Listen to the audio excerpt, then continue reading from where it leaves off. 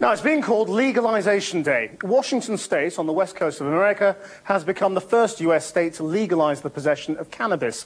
It means that, as of today, you can't be arrested by state police for possessing an ounce or less of the drug. In January, a second state, Colorado, will follow suit.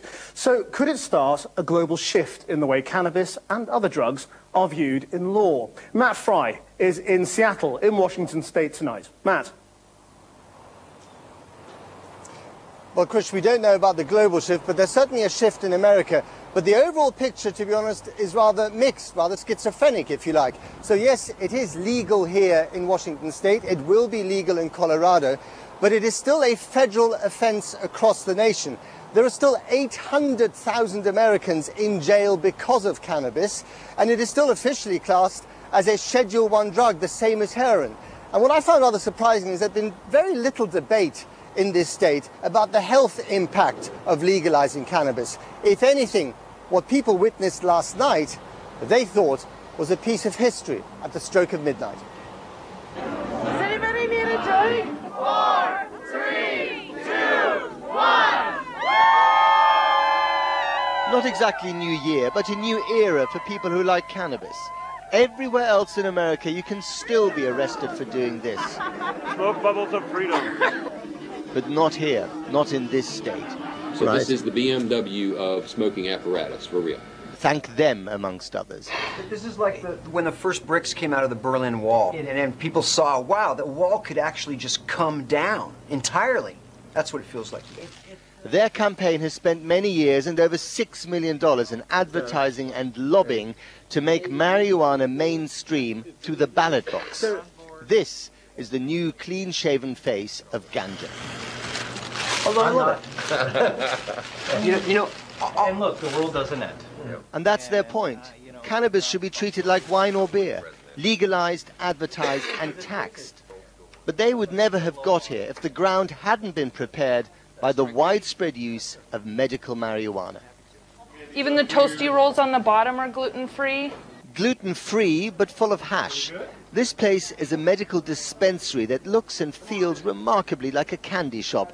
And yes, they even sell weed lollipops. That stuff looks good. It's really pretty. It smells really delicious. Officially, these are still patients, not customers, and they still need a doctor's recommendation to come here. I have chronic pain in my shoulders, and it helps to relieve the pain so that I can go to sleep. But one day soon, this may morph into a cannabis cafe. Thank you. Half off hash Wednesday. You buy a hash, you get half off your next one. Friday is Free Joint Friday, which is one of our more popular days. Yeah, I can imagine, yeah. Shy by name, but not by nature. The man behind the joint has all the flair of a car salesman and the vision of a tycoon of toke. I feel that Seattle is going to become a mecca for people wanting to come visit us. People from Oregon, people from Canada. You'll become the new Amsterdam. Yes. A store that I would love to open would be by the airport because people would love to fly in and experience cannabis. Seattle is an iconic, groundbreaking city that has already given the planet the experience of Starbucks, Amazon or Microsoft. So why not the worldwide weed? Washington State regards itself as a bit of a laboratory chamber for the next big social experiment in America. Supporters of legalization think that it's as important as the end of alcohol prohibition in 1933. And yet things are a little bit more complicated. Today, basically what has happened now is that you can legally possess an ounce of marijuana, but you have to commit a crime to obtain it. Does that make sense? No, it doesn't. Welcome to the strange new world of Commander Pat Slack, who hasn't been cutting drug users much in his 43 years on the police force. He regards the new law as dangerously incoherent and ineffective. Do you think this ends the war on drugs? No. Why? The cartels that are involved are not just selling marijuana. They're heroin, cocaine, methamphetamine. So they'll just switch to the other drug and move forward. Until now, it's only been the cartels who've turned dope into a multi-billion-dollar business. That may be about to change. Recreational or medical cannabis, so. Hillary Bricken is a cannabis business attorney, and since the vote, her phone has been ringing off the hook with questions from potential investors. it's not the breakdown of society, it's not young people turning their backs on morality. It really is the opportunity to build an industry, regulate it, and make it safe. And we have only had this opportunity really one other time from the ground up, and that was with alcohol. I mean, if you look at Jim Beam was a runner, now he's a household name. Are healthy and they're as nice as they can be. Gorgeous looking plants, aren't they? Eventually, they want to turn small grow rooms into giant greenhouses for mass production. Once upon a time, this plant defined America's counterculture. Now it has two irresistible allies, the law and money. Put that in your pipe and smoke it. Now, all eyes, whether you're a consumer, whether you're a police officer, whether you're a potential investor, are really on the federal government in Washington. What will President Obama say about this? Remember, this is a man who has admitted to not just smoking it as a student, but to inhaling it, unlike President Clinton. But so far, he and the Attorney General have said absolutely nothing about this new law in Washington state.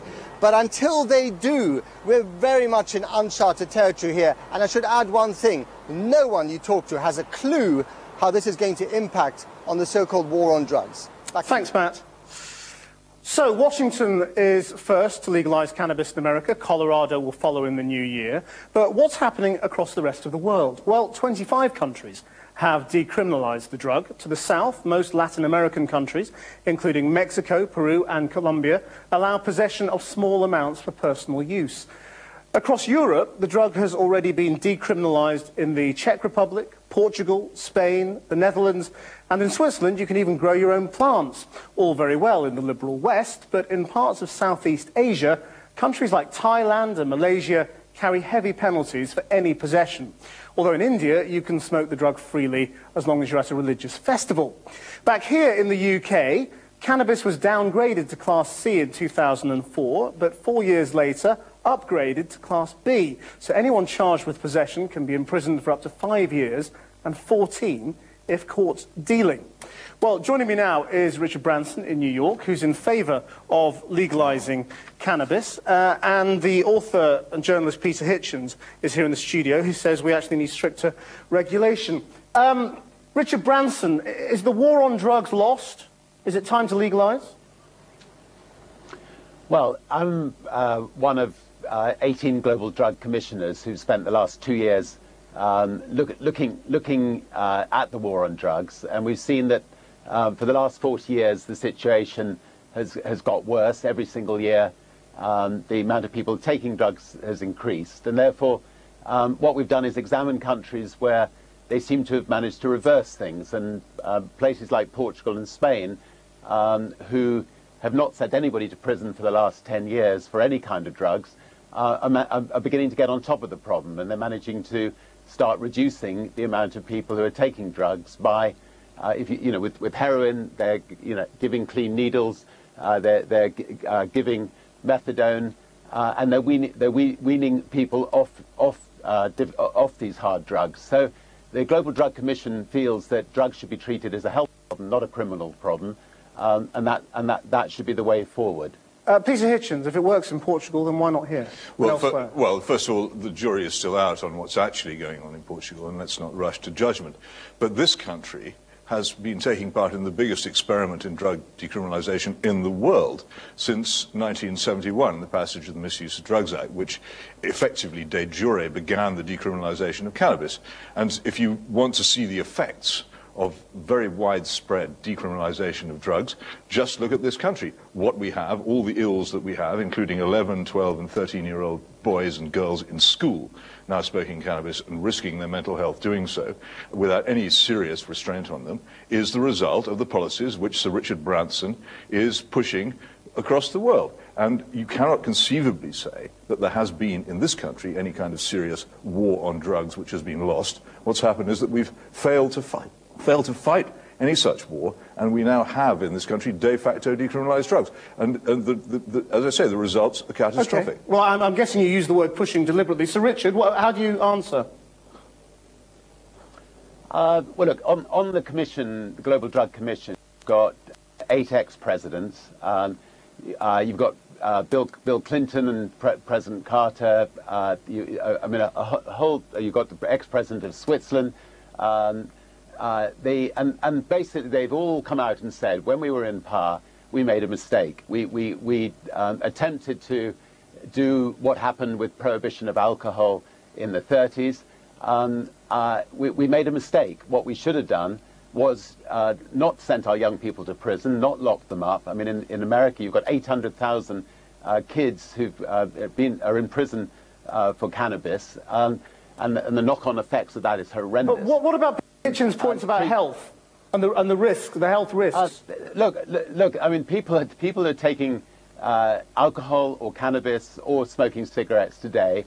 All suffer. There are people in each of those categories that have a health problem. Can I ask something? Can I ask Sir Richard something here? But I put this to him. You constantly, all the campaigners for the relaxation of drug laws, which will of course eventually result in a free-for-all for commercial companies able to promote and advertise them and make money out of them, for governments to tax them. All these people constantly cite cigarette smoking and alcohol. If alcohol were as little used as cannabis were in this country, or if tobacco were in its infancy in this country as cannabis is, would you be campaigning for the legalization and the mass sale of tobacco and cigarettes and of alcohol? Of course you wouldn't. The idea that because we have two dangerous poisons in our country, we should have a third legal poison seems to me to be logically absurd, verging on the idiotic, and I'm amazed that any intelligent person can put it forward. Sir Richard? Look, Come on, answer the question. Would you campaign for the legalization of tobacco and alcohol if they weren't legal? Sir Richard. Yeah, as far as cigarettes are concerned, the consumption of cigarettes is being reduced because it is regulated, but governments are Peter, you don't let other people speak. Everybody else lets you get away with it. I don't see why I should. Let him finish. There's a satellite delay here, which makes it difficult for him to speak when you interrupt. So Sir Richard, go on, finish your answer. All I can say is that we've spent, the Global Drug Commission has spent 2 years looking at this problem. They've looked at, let's just take heroin as one example. By heroin not being regulated and by people being helped, what's happening is that they're sharing needles, therefore the HIV infections are going up. With countries which are sending to clinics and giving them their fix and then helping them go to clinics to get off their heroin fix, they're reducing the amount of people who are taking these drugs. Now, what the Commission is not saying is we should legalize all drugs. They're saying treat these drugs as a health problem, not a criminal problem. Okay. And that's something which seems to me to be, it works. Well, Pete Hitchens has been rolling his eyes here in the studio. Explain why. Well, no answer to those questions. But look, Pete Doherty, not long ago, was in a courthouse in this country, and out of his pocket fell wraps of heroin. Was he immediately rushed to prison or condemned to it? Nothing happened to him. The Rousings were caught in the American embassy with large with quantities of cocaine. What happened to them? A caution. Lord Hailsham in 1973, Sir Richard, said to the magistrates of this country to stop sending people to prison for cannabis possession, and they obeyed. These drugs have been, to all intents and purposes, decriminalised, and the result you see is increased use of them. What you propose is to take away the law, which is the last protection we have against the spread of this drug, exposing 11, 12 and 13-year-olds, such as Henry Coburn, for instance, who in Patrick Coburn's fantastic book, Henry's Demons, you can read about what happened to him as a result of him using cannabis. A very brief last word. Permanently on antipsychotic medicines. This is what happens to people who are exposed to the drugs that Richard Branson wants the laws against to be removed. Why does he want this? I don't know why you bother to have Peter Hitchens on your program sometimes. But anyway. Well, because I say things that other people won't say, Sir Richard.